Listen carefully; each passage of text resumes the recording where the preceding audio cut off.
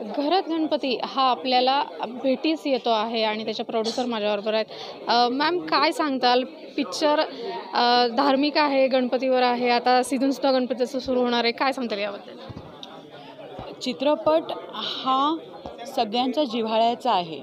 त्याच्यात उत्सव आहे, त्याच्यामध्ये नाती आहेत, घरगुती नाती आहेत, त्यांचे प्रेमसंबंध म्हणजे आपण एक रोमॅन्स म्हणतो ते आहे, सगळ्याचं मिक्स आहे. मला वाटतं एक फुल फ्लेज फॅमिली ड्रामा आपण ज्याला म्हणतो ते आम्ही तुमच्यासमोर घेऊन येत आहोत. नक्कीच.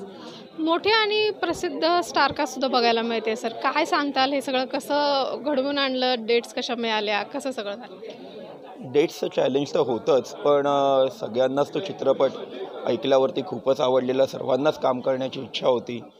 त्यामुळे त्या डेट जुळून आल्या. त्याच्यानंतर सगळ्यांनी स्वतःला झोकून स्वतःचं मन लावून त्याच्यात काम केलं.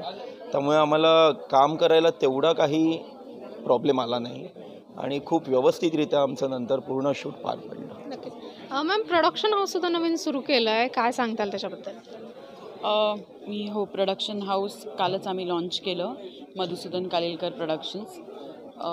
मधुसूदन कालेलकर हे माझे आजोबा आहेत, त्यांचं हे जन्मशताब्दी वर्ष आहे. त्यामुळे खूप वर्षापासून आमचं प्रोडक्शन हाऊस एक लॉन्च करू याची संकल्पना होती, पण असा एक काळ जुळून येत नव्हता, वेळ जुळून येत नव्हती. त्याच्यामुळे घरात गणपती या सिनेमासाठी मी त्यांच्याबरोबर सहनिर्माती म्हणून जॉईन झाले, प्रोड्युसर म्हणून. पण नंतर त्यांचं जन्मशताब्दी वर्ष जसं आलं तसं मी ठरवलं की आता आपल्याला तो एक्सपिरियन्स पण आला आहे. आता म्हणजे एक आपण बघतो ना की एक बनवलेली कलाकृती आपल्यासमोर येते आणि त्यानंतर आपला कॉन्फिडन्स भरपूर वाढतो. तसं तो एक भाग झाला आणि त्याच्यानंतर आम्ही ठरवलं की दिस इज द टाईम की आज 100वी त्यांची जन्मशताब्दीच्या वर्षी अजून सुंदर काय असू शकतं. तिसरी पिढी आहे तुमची या सगळ्या ह्याच्यामध्ये, कसं बघता याकडे? खूप रिस्पॉन्सिबिलिटीने बघते, कारण त्यांच्या लेजंड आहेत. त्यांचं जे काम आहे ते इतकं उत्कृष्ट आणि दर्जेदार आहे की त्याच्यामध्ये जर मला आता ॲड करायचं आहे तर मला कामही तेवढंच दर्जेदार करायची गरज आहे.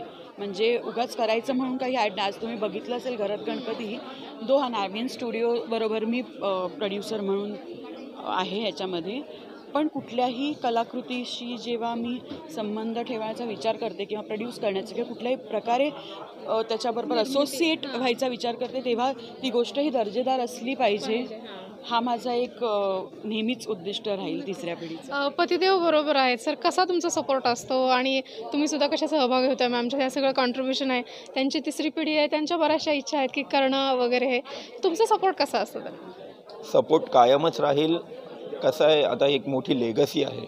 त्यांच्या आजोबांनी जे काही काम केलेलं आहे सिनेसृष्टीमध्ये ते लोकांपर्यंत ऑलरेडी पोचलेलं आहेच, पण तेच काम पुढे आणि काकांनी, अनिल कालेलकरांनी आता हेच काम पुढच्या पिढीने कसं पुढे न्यावं आणि त्यात कसं आम्हाला जास्तीत जास्त त्याच्यात आम्हालाही ॲज अ फॅमिली सहभाग देता येईल ते आम्ही नेहमी नक्कीच देऊ आणि त्याला वाव देऊन अनेक चांगल्या कलाकृती निर्माण करण्याचा आम्ही नक्कीच प्रयत्न. कोकण खूप सुंदर दिसतंय चित्रपटामध्ये.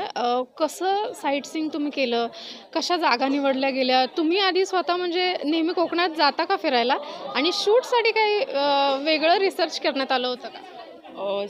ह्यांचं जे आजोळ आहे ते कोकणातलं आहे. यांच्या आई रत्नागिरीच्या आहेत आणि भरपूर जणांना जो माहिती नसेल, नवजोत बांदेवडेकर जे आहेत ते ह्यांच्या बहिणीचे पतीही आहेत आणि माझ्या कॉलेजचे फार जुने माझे मित्र आणि बंधू पण आहेत. म्हणजे अगदी 20 वर्षाचा आमचा सगळ्यांचाच संबंध आहे. तर असं आहे की आम्ही सगळेच म्हणजे त्याच्यामुळे माझ्या ज्या सासूबाई नैना काही त्या वारल्या आहेत आता, पण त्यांचं रत्नागिरी हे त्यांचं गाव आहे. त्याच्यामुळे मलाही गाव नाही आहे. कालेलकरांनाही, कालेलकर पण मुंबईतच आहेत. ऑफकोर्स आम्ही गोव्याच्या साईडने आलो आहे ते आहे, पण गाव म्हणून ना मला आहे आणि हे पण मूळ मुंबईकर आहेत, चौधरी. त्याच्यामुळे आम्हाला गाव दोघांनाही बघितलं तर रत्नागिरी हेच आहे जे आमच्या सासूबाईंचं आहे. म्हणजे तिकडे शिमगा असो किंवा काय, तर आम्ही सगळे तिकडे आवर्जून आम्ही जातो. गणपती एक नेहमीच जिव्हाळ्याचा विषय राहिलेला आहे. सगळेच पुणे म्हणा, कोकण म्हणा, तुम्ही बघता की मोठे मोठे सेलिब्रिटीसुद्धा गणपती बसवतात. तुमच्या घरी गणपती बसतो का आणि कसा असतो अनुभव? आमच्या घरी गेले आता जवळजवळ 100 वर्षांपेक्षा जास्त झाले आहेत की आमच्या घरी गणपती बसतो. तुम्ही जे गौरीचं जे सॉन्ग बघितलं, आमच्या घरीही गौरी येते, गौरी गणपती दोन्ही असतं आणि खूप वेगळ्या प्रकारे, कारण का आमच्याकडे परंपरा आहे 100 वर्षांची. आमच्याकडे गौरीसाठी आणि गौरीच्या नैवेद्यासाठी दरवर्षी नाही म्हटलं तर आमच्या घरीच एक 500-600 लोक दर्शनाला येतात. ही 100 वर्षाची परंपरा आहे. तर गौरीचा नैवेद्य, मोठा गणपती गौरी हो हो, घरचा गणपती आणि गणपतीबरोबर गौरी, तर गौरीचा नैवेद्य आमच्याकडे असतो. त्या नैवेद्यासाठी खास करून आमच्याकडे दरवर्षी 400-500 लोक दर्शनाला असतात. नाही, आणि मला असं वाटायचं की जेव्हा मी साहित्य सवासमध्ये राहायचे, म्हणजे कलानगरमध्ये, तेव्हा असं वाटायचं कालेलकरांचा गणपती फार मोठा असतो. हा जेव्हा यांचं हां, कालेलकरांचा गणपती फार मोठा असतो आणि अख्खं तिकडे म्हणजे केवढे 100-150 लोक येऊन जात आहेत. आणि मी यांना नेहमी सांगितलं आमचा गणपती म्हणजे, आणि तो हसायचा फक्त, कारण मी त्याला की बाबा तू आमचा एकदा गणपती येऊन बघ म्हणजे तुला कळेल. आणि जेव्हा मी लग्न करून आले आणि हा जो मी प्रकार पाहिला, कारण परळ गाव आहे आमचं, आम्ही परळ गावामध्ये राहतो, फारच जिव्हाळ्याचे एकत्र असं राहणारे सगळे लोक आहेत तिथे.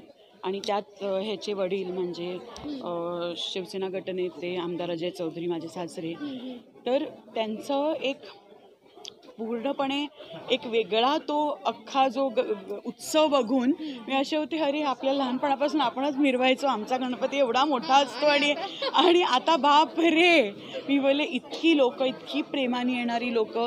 कधी म्हणजे तो नेहमी सांगतो गणपतीसाठी आमंत्रण देत नाही कोणी. म्हणजे मी बोले अगं अरे कसं बोलवायचं, तुम्ही किती लोकांना आमंत्रण देऊन कोणीच येत नाही. त्यामुळे खूप शिकले मी ह्यांच्या घरी जाऊन. खरं म्हणजे एक सून म्हणून रिस्पॉन्सिबिलिटी पण येते, पण खूप खूप प्रेमळ लोक आणि खूप प्रेमाने मला सगळं सांभाळून घेतलेलं प्रकार आहे तो. काय गणपतीवर विशेष त्याची श्रद्धा आहे की त्यांनी गौरीशी लग्न केलं. मॅम काय आवाहन करा चित्रपटाबद्दल? सगळ्यांनी 26 जुलैला हा चित्रपट रिलीज होतोय. सगळ्यांनी आवर्जून थिएटरमध्ये जाल, कारण तुम्हाला ॲब्सोल्युटली ह्याच्यातून फक्त आनंद, प्रेम आणि तुमची नाती अजून अजून घट्ट होतील.